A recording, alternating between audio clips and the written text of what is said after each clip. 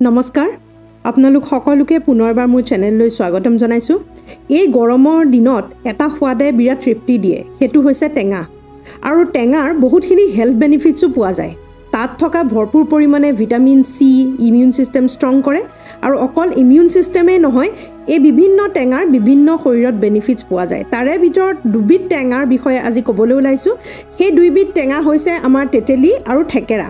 তেতেলীৰ গুণ বেলেগ বেলেগ আৰু ঠেকেৰাৰ গুণো বেলেগ হয়। দুইবিধ টেঙায়ে বেলেগ বেলেগ ধৰণে আমাৰ শৰীৰত বিভিন্ন ধৰণৰ লাভ দিব পাৰে। আৰু সাধাৰণতে সহজতে পোৱা আমাৰ অসমীয়া পাকঘৰত পোৱা এই দুবিধ টেঙাৰ ব্যৱহাৰনো এই গৰমৰ দিনত কেনেধৰণে কৰিব আৰু কি কি ক্ষেত্ৰত লাভ পাব, কি কি বেমাৰ ভাল কৰিব, সেই সকলোখিনি জানিবৰ বাবে ভিডিঅ'টো শেষলৈকে চাব। আহকচোন প্ৰথমতে আৰম্ভ কৰোঁ ঠেকেৰাৰ ওপৰতে। ঠেকেৰা আমি সকলোৱে জানো যে আমাৰ শৰীৰৰ বাবে বিৰাট উত্তম হয় আৰু এই ঠেকেৰাৰ জুচ গৰমৰ দিনতো আমাৰ শৰীৰটো শীতল কৰিবলৈ সহায় কৰে। গৰমৰ ছাটিপুটি লাগি থকা এই দিনকেইটাত আমি তেনেই সহজভাৱে এই ঠেকেৰাৰ জুচ প্ৰস্তুত কৰি শৰীৰৰ বিভিন্ন বেনিফিটছৰ বাবে ব্যৱহাৰ কৰিব পাৰোঁ। আমি সকলোৱে জানো যে ঠেকেৰাৰ বহুতখিনি বেনিফিটছো আছে, মাথো এইটোৱে হয় যে কি বস্তু কেতিয়া খাব লাগে আমাৰ মনত নাথাকে বা পাহৰি যাওঁ। সেইবাবে ভিডিঅ'ৰ যোগেৰে মই অলপকৈ আমাৰ পাকঘৰত থকা বস্তুসমূহৰ বিষয়ে কৈ থাকোঁ। প্ৰথমটো বেনিফিটছ ঠেকেৰাৰ হৈছে কুলিং এফেক্ট। আমাৰ শৰীৰটো শীতল কৰিবলৈ বহু ক্ষেত্ৰতে সহায় কৰে আৰু সেইবাবে ঠেকেৰাৰ জুচ প্ৰস্তুত কৰি খাব পাৰে। নেমু টেঙাৰ চৰ্বত খাইতো আমি সকলোৱে ভাল পাওঁ, খুব কমন হয়, কিন্তু লগতে ঠেকেৰাৰ চৰ্বত খায়ো আপোনালোকে চাব পাৰে, কাৰণ নেমু টেঙাতকৈ হয়তো অলপ বেছিয়ে লাভ আপোনালোকৰ শৰীৰত দিব পাৰিব। শীতলতাৰ উপৰিও এই ঠেকেৰাই আমাৰ পেটটো ভাল কৰি ৰাখে, আমাৰ পাকস্থলীৰ বাবে বিৰাট বেছি ভাল হয়। আমাৰ শৰীৰত পাকস্থলীৰ ভিতৰত থকা বেক্টেৰিয়াসমূহৰ সাধাৰণতে ইমবেলেঞ্চ হোৱা দেখিবলৈ পোৱা যায়। যেনেকৈ ধৰি লওক, আমাৰ ভাল বেক্টেৰিয়া বেয়া বেক্টেৰিয়া দুয়োটাই পাকস্থলীত থাকিব লাগে, কিন্তু লাহে লাহে কি হয়, আমাৰ পাকস্থলীৰ ভিতৰত বেয়া বেক্টেৰিয়াবোৰ বাঢ়ি যায়। কিহৰ কাৰণে বাঢ়ি যায়? আমি বিভিন্ন ধৰণৰ বস্তু খাই থাকোঁ, বাহিৰৰ বস্তু খাওঁ, পেকেটৰ বস্তু খাওঁ, গৰমৰ বাবে খোৱা বোৱাৰ খেলিমেলি হয়, হজম নহয়, পেটৰ অসুখ হয় আৰু তাৰ ফলতে আমাৰ বেক্টেৰিয়াসমূহ, ভাল বেক্টেৰিয়াসমূহ কমি যায় আৰু বেয়া বেক্টেৰিয়াসমূহ বাঢ়ি গৈ থাকে। এই বেয়া বেক্টেৰিয়াসমূহ যদি বাঢ়ি যায় তেনেহ'লে আমাৰ পেটৰ সমস্যা, যেনেকৈ ধৰি লওক এচিডিটি সমস্যা, ব্লটিঙৰ সমস্যা, পায়খানা বেছিকৈ হোৱা সমস্যা বা কনষ্টিপেশ্যনৰ সমস্যা, বিভিন্ন সমস্যাই সৃষ্টি হ'ব পাৰে। এই যিটো ঠেকেৰা সেইটো প্ৰ'বায়'টিক হয়। আপোনালোকে শুনিছে চাগে, আজিকালি বৰ্তমান যুগত বহুত প্ৰ'বায়'টিক মেডিচিনছ ওলাইছে বা দৰৱ ওলাইছে, যি ডক্তৰেও দিয়ে পেটটো ভাল কৰি ৰাখিবৰ বাবে, যি ভাল বেক্টেৰিয়া গ্ৰ' কৰে। আৰু তেনেই সহজতে পোৱা প্ৰ'বায়'টিকৰ ভিতৰত ঠেকেৰা কথা আমি পাহৰিলে নহ'ব।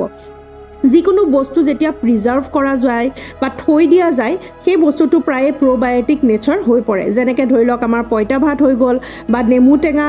শুকান নেমু টেঙা যিটো আমি থৈ দিওঁ সেইটো প্ৰ'বায়'টিক হৈ যায়। ঠিক তেনেধৰণে ঠেকেৰাটো প্ৰ'বায়'টিক হয়, যি আমাৰ ভাল বেক্টেৰিয়া গ্ৰ' কৰাত সহায় কৰে। কেনেধৰণে খাব লাগে সেইটো বাৰু কম, প্ৰথমতে বেনিফিটছখিনিৰ বিষয়ে জানি লৈছোঁ। এই ঠেকেৰাই আমাৰ ডিটক্সিফিকেশ্যনতো সহায় কৰে। অলপ পৰিমাণে হ'লেও আমাৰ লিভাৰখন চাফা কৰাত, কিডনি চাফা কৰাত সহায় কৰে আৰু তাৰোপৰি আমাৰ শৰীৰত জমা হোৱা বিভিন্ন টক্সিনছসমূহ ফ্লাছ আউট কৰিবলৈ বা বাহিৰত উলিয়াই পেলাবলৈ যথেষ্ট পৰিমাণে সহায় কৰাও দেখিবলৈ পোৱা যায়। বহু লোকৰে ৱাটাৰ ৰিটেনশ্যন হয়, যাৰ অৰ্থ হৈছে যে আমাৰ শৰীৰে পানীটো জমা কৰি থৈ দিয়ে, তাক বাহিৰলৈ ওলাবলৈ নিদিয়ে। বিশেষকৈ গৰমৰ দিনতো এই ৱাটাৰ ৰিটেনশ্যন বেছিকৈ হয়, কাৰণ যিমানখিনি আমাৰ ঘামৰ যোগেৰে পানী ওলায় সিমানখিনি হয়তো আমি পানী নাখাবও পাৰোঁ। যদি আমাৰ পানী খোৱাটো কমি যায়, আমাৰ শৰীৰে পানী জমা কৰিবলৈ আৰম্ভ কৰে, যাৰ ফলত আমাৰ চকুৰ গুৰিত এইখিনিত অকণমান ফুলি ফুলি যোৱা নিচিনা পাফিনেছ হয়। হাতবোৰ চাব আপোনালোকে অলপ ফুলি ফুলি থকা নিচিনা হয়। এনেকৈ যদি চেপি দিয়ে আৰু চেপি দি পেলাই যদি এৰি দিয়ে, এতিয়া দেখিছে যে ছালখন লগালগ মোৰ এৰাই গৈছে বা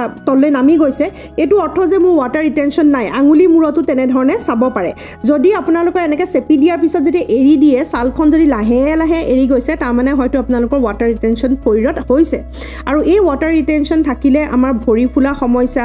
লগতে ব্লাড প্ৰেছাৰৰ সমস্যা, তাৰোপৰি আমাৰ চকু তলত ফুলা সমস্যা, এই সকলোবোৰ সমস্যাৰ সৃষ্টি হয়। আৰু সেইবাবে এইখিনি আমাৰ ৱাটাৰ ৰিটেনশ্যন কমাবলৈও আমাৰ ঠেকেৰাই বহুগুণে সহায় কৰে। এই ঠেকেৰাই আমাৰ ইউৰিনেৰী ট্ৰেক ইনফেকশ্যনতো সহায় কৰে, অৰ্থাৎ পেচাবৰ জ্বলা পোৰা কৰা, পেচাব ৰঙা হোৱা বা খুব বেছিকৈ পুৰণি হোৱা পেচাব কৰোঁতে, এনেকুৱা গৰমৰ দিনত খুব বেছিকৈ পেচাবৰ খেলিমেলিবোৰ দেখিবলৈ পোৱা যায়। এইসমূহ ইউৰিনেৰী ট্ৰেক ইনফেকশ্যনৰ বাবে হয় আৰু এই ইউৰিনেৰী ট্ৰেক ইনফেকশ্যন ইনফেকশ্যন অৰ্থাৎ UTI বাবেও বহুত বেছি ভাল হয় এই থেকেৰা এতিয়া এই থেকেৰাৰ পানী আপোনালোকে কেনেধৰণে প্ৰস্তুত কৰি খাব পাৰে গৰমৰ দিনত সকলোৱে জানে তথাপিতো অকমানকৈ কৈ থওঁ যে ৰাতিৰ সময়ত কেইটুকুৰামান শুকান থেকেৰা আপোনালোকে পানীত তিয়াই থৈ দিব পাৰে আৰু পিছদিনা ৰাতিপুৱা সেই থেকেৰাটো ভালদৰে চামুচ এখনে মোহাৰি পেলাই পানীত মিক্স কৰি দিব আৰু সেই পানীতে অকমান ক'লা নিমখ আৰু তাৰ লগতে যদি ইচ্ছা কৰে তেনেহলে অকমান তাল মিচিৰিও দিব পাৰে এই তিনিওটা বস্তুৱে আমাৰ বডি কুলিং হিচাপে কাম কৰে গৰমটো বাহিৰ কৰিবলৈ সহায় কৰিব আৰু গৰমৰ বাবে যিখিনি শৰীৰত অনিষ্ট হয় সেই অনিষ্টখিনি দূৰ কৰিবলৈও সহায় কৰিব এনে ধৰণে আপোনালোকে পানী এগিলাস ৰাতিপুৱা খালি পেটতো খাব পাৰে খালি লক্ষ্য কৰিব যাতে এই থেকেৰা পানীটো ৰাতি সময়লৈ নাখায় দিনৰ সময়তে খাবলৈ চেষ্টা কৰে খাদ্য খাই উঠিও ইয়াক খাব পাৰে ই হজম কৰিবলৈ আপোনালোকক নিশ্চয় সহায় কৰিব আৰু শৰীৰটো ঠাণ্ডা কৰিবলৈও সহায় কৰিব এতিয়া যাওঁ দ্বিতীয়বিধ টেঙা হেতু হৈছে তেতেলী তেতেলী আমাৰ সকলোৰে প্ৰিয় কিন্তু আগৰ স্কুলৰ পৰা ওলাই পেলাই যেটো আমি পেকেটত পোৱা জ্বলা তেতেলীটো খাওঁ হেতু বিষয়ে কিন্তু কোৱা নাই মছলা দিয়া হে তেতেলীসমূহে হয়তো বহুতখিনি অপকাৰ কৰে কিন্তু নেচাৰেল যেটো তেতেলী আমি পাবলৈ সক্ষম হওঁ সহজভাৱে সেই তেতেলী আমি ব্যৱহাৰ কৰিব পাৰো হেলথৰ বেনিফিটছৰ বাবে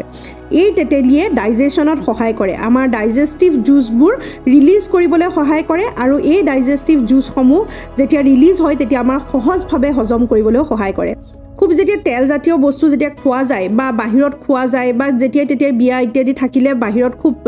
ভজা পুৰা বস্তুবোৰ খোৱা যায় তেতিয়া তেলৰ পৰিমাণ খুব বেছিকৈ বাঢ়ি যায় আমাৰ খাদ্যত তেনে ক্ষেত্ৰত সেই তেলে যিখিনি অপকাৰ কৰিব সেইখিনি যথেষ্ট পৰিমাণে কাট ডাউন কৰিবলৈ সহায় কৰে আমাৰ তেতেলীয়ে তেতেলী এনেকুৱা ক্ষমতা আছে যি প্ৰকৃততে আমাৰ পাকস্থলী সাফা কৰে আৰু তেল জাতীয় বস্তুৱে যিখিনি অনিষ্ট কৰে সেইখিনি অকমান হলেও ঠিক কৰিবলৈ সহায় কৰে সেইবাবে তেতেলী ডাইজেশ্যনৰ বাবে আৰু ডাইজেষ্টিভ জুচৰ বাবে অতিকৈ আৱশ্যকীয় দ্বিতীয়তে তেতেলীয়ে ব্লাড প্ৰেছাৰ কন্ট্ৰোল কৰিবলৈও সহায় কৰে যিসকলৰ হাই ব্লাড প্ৰেছাৰ আছে তেওঁলোকে মাজে সময়ে যদি তেতেলী ব্যৱহাৰ কৰে সহজভাৱে নেচাৰেলি আপোনালোকৰ ব্লাড প্ৰেছাৰটো কন্ট্ৰোল কৰিবলৈ সহায় কৰা দেখিবলৈ পোৱা গৈছে এই তেতেলীত মেগনেছিয়াম আইৰণ পটাছিয়াম এইসমূহ পোৱা যায় যি প্ৰকৃততে আমাৰ শৰীৰৰ ইলেক্ট্ৰোলাইট বেলেন্সটো মেইনটেইন কৰি ৰাখে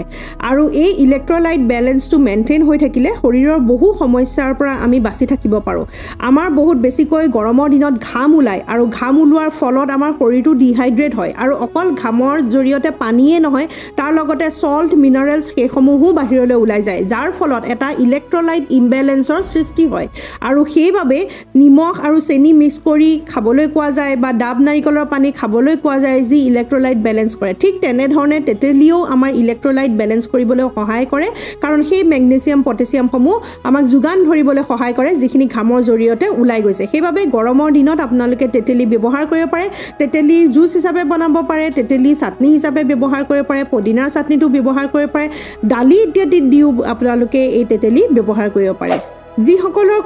খুব বেছিকৈ মুখত ফুহা উঠে একনে সমস্যা থাকে তেওঁলোকৰ বাবেও তেতেলীয়ে যথেষ্ট পৰিমাণে সহায় কৰে সেইবাবে মাজে সময়ে তেতেলী তেওঁলোকেও খোৱাটো দৰকাৰী বিশেষকৈ এই তেতেলীয়ে ছালতো যিখিনি দৰকাৰী বস্তু সেইখিনি যোগান ধৰে আৰু সেইবাবে ছালৰ সমস্যাৰ বাবেও তেতেলী উত্তম হয় তেতেলী আৰু থেকেৰা দুইটাৰ বস্তুৰে যথেষ্ট পৰিমাণে আমাৰ হেল্থ বেনিফিটছ দিব পাৰে বিভিন্ন ক্ষেত্ৰত আৰু বিশেষকৈ এই গৰমৰ দিনকেইটাত থেকেৰাৰ জুচে যথেষ্ট পৰিমাণে সহায় কৰে থেকেৰা আৰু তেতেলীৰ মাজত কম্পেয়াৰ কৰিলে থেকেৰাটো বেছি অলপ কুলিং এফেক্ট দিবলৈ সহায় কৰে অৱশ্যে তেতেলীৰো এনেকুৱা কিছুমান গুণ আছে যিবোৰে আমাৰ ডাইজেষ্টিভ সিস্টেমটো ষ্ট্ৰং কৰি ৰাখিবলৈ বা গৰমৰ বাবে হোৱা অপকাৰখিনিৰ পৰাও আমাক বচাবলৈ সহায় কৰে কিন্তু মনত ৰাখিব টেঙা জাতীয় বস্তু অতিমাত্ৰা সদায় খালে অপকাৰ কৰিব পাৰে কোনে কোনে খাব নালাগে যিসকলৰ টেঙা খালে খুব বেছিকৈ এচিডিটিৰ সমস্যা হয় বা যিসকলৰ খুব বেছিকৈ আলচাৰৰ সমস্যাই দিগদাৰ দিয়ে বা কিছুমান মানুহৰ তেতেলী খালে পেটটো পাক মাৰি ধৰে এনেকুৱা ক্ষেত্ৰত আপোনালোকে বাছি খাব লাগিব কিন্তু প্ৰায়বোৰ মানুহে অলপ পৰিমাণে সপ্তাহত এদিনকৈ বা দুদিনকৈ নিশ্চয় ব্যৱহাৰ কৰিব পাৰে অত্যন্ত বেছি যিকোনো বস্তুৱে অপকাৰী হয় ঠিক তেনে ধৰণে তেতেলী আৰু থেকেৰা ক্ষেত্ৰতো সাৱধান বচাই ৰখাটো দৰকাৰী তেতেলী ভাল বুলিয়ে যথেষ্ট পৰিমাণে খাই দিলে পেট পাক মাৰি ধৰাও আমি দেখিবলৈ পাওঁ